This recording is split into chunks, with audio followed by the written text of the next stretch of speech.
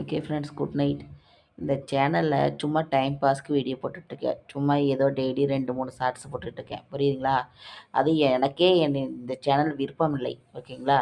அதனால தான் என்னுடைய ஃப்ரெண்டுங்க சேனல்லாம் போய் இவங்க ஷார்ட்ஸாவது கட் பண்ணி போடுவோன்னு போட்டுட்ருக்கேன். புரியுதுங்களா? அவ்வளோதான். நான் யூடியூப்லேருந்துலாம் எனக்கு எந்த யாரும் இன்னும் என் சேனல் வந்து நான் வாட்ச் வாட்ச் டைம் 4000 டைம் கூட வரல. ஓகேங்களா?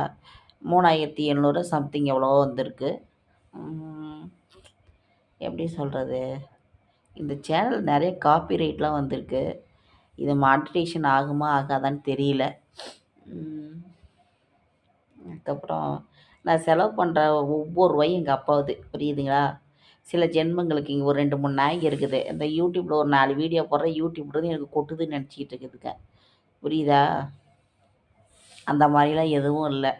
ஓகேங்களா? சும்மா என் வீடியோவே ஒரு 200 தான் இருக்கும்.